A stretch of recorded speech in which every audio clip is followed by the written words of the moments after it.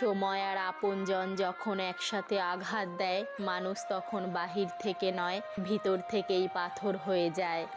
যেখানে আপনার সবচেয়ে বেশি অবদান থাকবে, সেখানে একদিন আপনার কোনো চিহ্নই থাকবে না। জীবনের গল্পগুলো তো একই থাকে, বদলায় তো শুধু চরিত্রগুলো। হারানো সময়টাকে শুধু মিস করা যায়, কখনো ফিরে পাওয়া যায় না।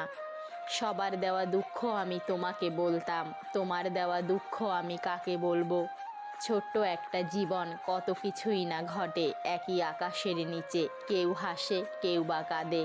ধৈর্য ধরা শিখলাম, মানিয়ে নেওয়া শিখলাম, নিজেকে সান্ত্বনা দেওয়া শিখলাম। পারি না শুধু মিথ্যে অভিনয় করে মানুষের মন জোগাতে।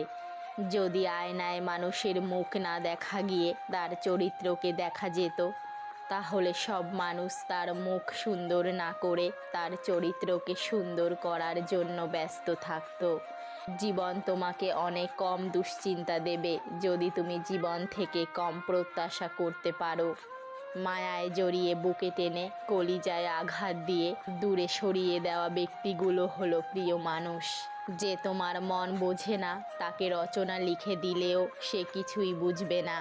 সুন্দর চেহারাও একদিন বৃদ্ধ হবে, কিন্তু সুন্দর ব্যবহার কখনোই বৃদ্ধ হবে না। সব কিছু জেনে ফেলাই জ্ঞান নয়, জ্ঞান হলো কি কি এড়িয়ে যেতে হবে আর কি কি বর্জন করতে হবে তা জানা। কিছু মানুষ আপনাকে তখনই মিস করবে যখন আপনার মতো অন্য কাউকে খুঁজে পাবে না। আবেগের দুনিয়া থেকে বের হয়ে তুমি বাস্তবতার দুনিয়াতে আসো। যে মন থেকে ভালোবাসে সে অভিমান ভাঙায়, আর যে মন থেকে ভালোবাসে না সে অভিমান না ভাঙিয়ে ইগোর দেয়াল তৈরি করে দূরত্ব বাড়ায়। নির্দিষ্ট মানুষ পেলে পাখিও পোষ মানে, ভুলে যায় ওড়ার কৌশল।